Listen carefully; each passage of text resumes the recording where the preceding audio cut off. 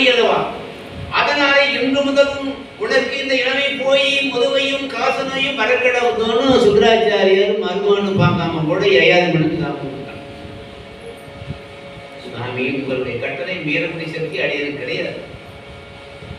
அந்த சன்மிஷ்டை கொடுத்த வரத்தினாலே அவனை நான் சேர வேண்டியது வேற ஒன்று என் மேல தப்பு இல்லைன்னா அதோட அவசரப்பட்டு சாமி கொடுத்துட்டோமே அப்படின்னு வந்தார். சரி, பரவாயில்லை. இந்த 5 பிள்ளைகள் 2 பேருக்கு பிறந்த 5 பிள்ளைகள் வாலிபதியாகி அப்போது அவரிடத்துல இளம முதுமையை காசமையை கொடுத்துட்டு அவங்க இளமையை வாங்கி கொண்டு நீ அனுபவிப்போம் ஒரு சும்மா அப்படியே சாபத்தை நடத்தணும். இப்படியெல்லாம் இருக்கும்போது அவனுக்கு காசமும் முதுமும் காச நோய் வந்து அப்படியே இரும்பலும் தனியும் வந்து அப்படியே எல்லாரும் பார்க்கறதுக்கு அருவருப்பா இருக்குது அவனுடைய பொருள். எல்லாரும் கடைசி காலத்துல முதுமை வந்தா எல்லா நோயும் வரும், வரிசையா வரும். ஒரு வீட்டில் பார்த்தீங்கன்னா மாத்திரை பட்டியே தனியா இதில் 5 அதில் 5 அதில் 5 போட்டு சொல்லுவாங்க. அதோட சரியா போகுமா? இல்லை, தீர்ந்தோடு அவர் படிக்கணும் இல்லை. இது போல அப்படிப்பட்ட வகையில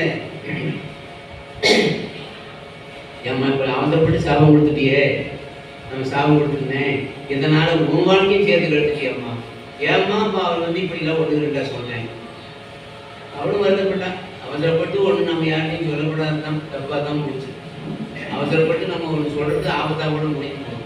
எதையும் யோசனை பண்ணாங்க. இப்படிலாம் இருக்கும்போது பிறகு அதுக்கப்புறம் சரின்னு சொல்லிட்டு உடனே அரசனுக்கு அவனுக்கு இப்படி உடம்புலாம் அன்று தொட்டினும் 5 முதல் பிடியினால் அழுந்தீங்க என்று தோரண நரையாக்கையோடு இருந்தான். இன்னைக்கு 100 வயசு அவனுக்கு ஆன மாதிரி அவங்க உடம்பாய் போயிடும். 5 முதல் பிடியினால் அழுங்கி, 5 முதல்னா 5 பிடிகள்னா என்னன்னா இருமல், கோழை, நரம்பு, தளர்ச்சி, முதுமை, நிறைக்குது 5 பிடிகள். இதான் திருக்குறள் சொல்றாரு. நிறையா பொருளை கொண்டு நாய் கருதி நெடுநாள் கொண்டதும் அவமே போய் நிறை போய் செவிட்டு குருநாய் பிடிகள் நிறுவ பொறிகள் காட்டுமாறி மனநீர் செயலும் விதையாய் பெருகி மணிமேல் புரிய நெறியாக மறைமோ நறிய மொழியாய் மரமும் மனதான் கமழும் அருள்வாய மனதான் கமழும் அருள்வாய.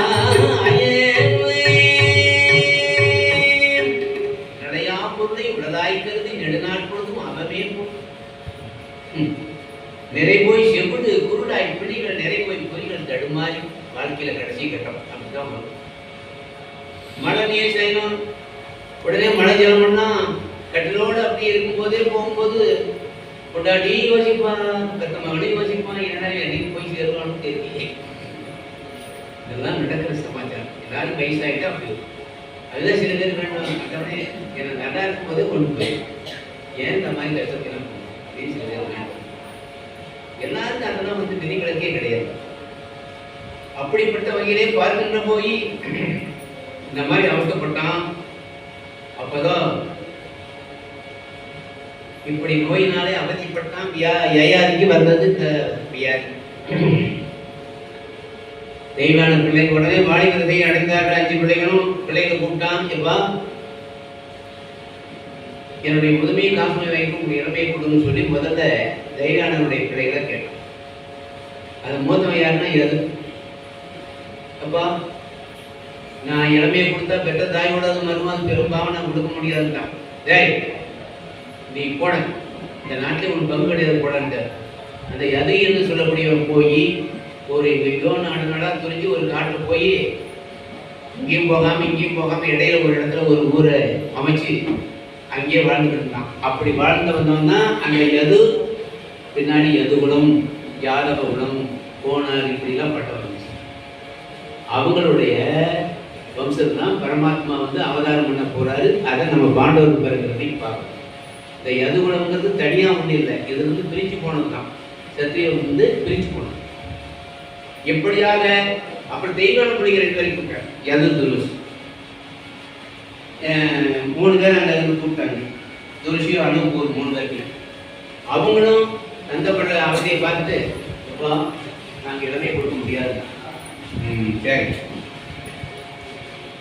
உடனே அவன் கோவப்பட்டு நீங்கள் வேடர்களாக போங்க, அப்படின்னு சில பேர் 3 பேருக்கு 4 பேருக்கு சாபம் கொடுத்தாங்க. கடைசி மகன் பூர்வப்பட்டவன். அப்போது பூர்வாகப்பட்டவன் நாம் தந்தை வளர்த்த உடம்பு என்னைக்கு இருந்தாலும் மட்டும் போகும்போது நம்ம அப்பாவுக்கு தான் கொடுப்போம், அவரை திருப்தி பண்ணுவோம் பெற்ற ஒரு பாசத்துக்காக அப்படின்னு சொல்லி தன் இளமையை கொடுத்து அவன் புதுமை காசனை வாங்கி கொடுத்து இவன் ஜெயாதி 1000 ஆண்டுகள் இன்பத்தை அனுபவித்து அதை செலுத்தி போய் மறுபடியும் பூர்வீட்டு இளமை கொடுத்தான். உடனே போர் இந்த நாட்டை வழிமுறை அவனுடைய வாசலெல்லாம் அனுபவிக்க வேண்டும் என்ற பட்டையும் எழுதி கொடுத்து விட்டார். அப்படி அவன் வந்த வழியிலே தான் இந்த பூரி என்பவன் சிறப்பான முறையிலே ஆட்சி செய்தார். இப்படியாக ஔவையாரும் ஜெயாதியும் சின்ன வயசுலேயே இளமையும் முதுமையாயிட்டார். அப்படி அந்த மாதிரி இருக்கக்கூடிய அந்த சமயத்தில் பிறகு இவர்கள் யயாதி வந்து நல்லா தவம் பண்ணி தேவலோகம் பண்ணால் அங்கே போனோம். அப்புறமா திருப்பி வந்து தன்னுடைய கர்வத்தினால பூமியில் விழுந்தான், தவம் செய்து பிறகு இறைவனை அடைந்தான். அது கொஞ்சம் நேரம் அதெல்லாம் சொல்லிட்டு இப்படியெல்லாம் இருக்கக்கூடிய இந்த காலகட்டத்தில் அந்த யயாதியினுடைய மகன் பூர்வாகப்பட்டவன் தன்னை நல்ல முறையில் அந்த நாட்டை ஆண்டு கொண்டு வரக்கூடிய காலகட்டத்தில் அப்புறம் அந்த யயாதி என்று சொல்லக்கூடியவனுக்கு அங்கே அவனுடைய மகன் கேகைராஜன் கௌசலையை மணந்து கொண்டு வரனா இவனுக்கு ஜனமேஜயங்கிற மகன் பிறந்தான். ஜனமேஜயன்னா இவன் வேற அவன் வேற இன்னொருத்தர் இருக்கிறான். கடைசி காலத்தை பாண்டவர் காலத்துக்கு அப்புறம் பிறந்தவன் அவன் வேற சரஞ்சன். பிறகு ஜனமேஜன் சனதி என்ற ஒரு மனைவி மூலமாக பிராசியனம் பிறந்தான்.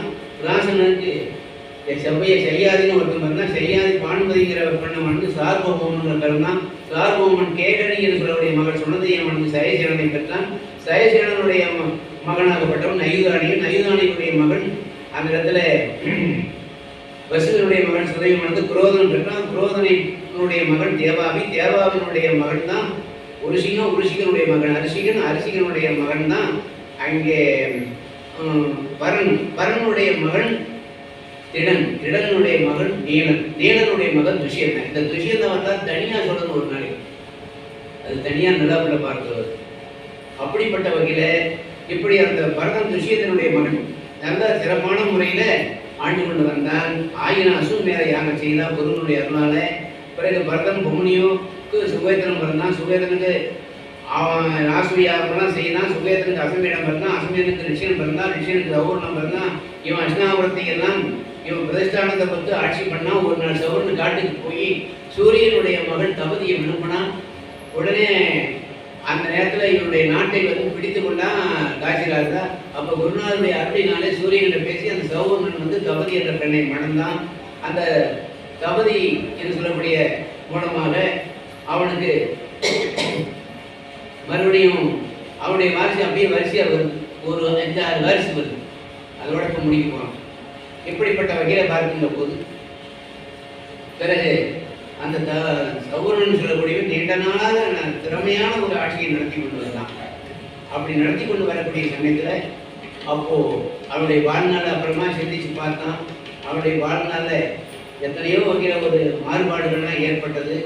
அதுக்கு பின்னால குருவனுடைய ஆசையினால இப்படி இருக்கக்கூடிய அந்த தருணத்தில் அங்கே குரு என்று சொல்லக்கூடிய குருவுடைய ஆசையினால பிறந்தனால குரு அவன் தான் குருஷேத்திரத்தை அமைச்சான். பாரத போர் அங்கே தான் நடந்துச்சு கடைசியில் 18 நாள் போர்.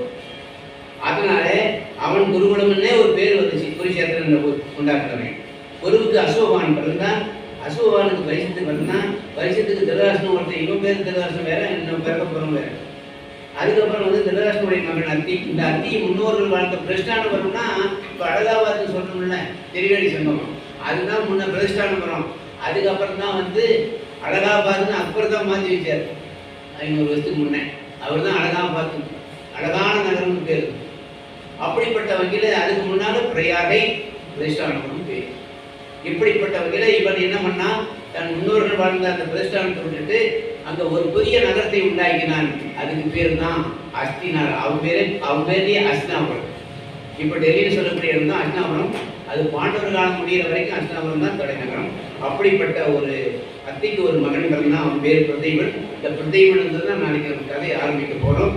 ஆகியனால சந்தனு மன்னவனுடைய பெருமையும் ஒரு வரலாற்றை நாளைக்கு ரொம்ப சிறப்பான முறையில் நீங்கள் கேட்க இருக்கிறீங்க. அதுக்கு அடுத்த நாள் திருதராசனம், பாண்டு, குதிரை, கர்ணை இப்படிலாம் பிறக்க போகிறாங்க. 2வது நாள் கதை நாளைக்கு 3 மணியில் இருந்து ஆரம்பித்து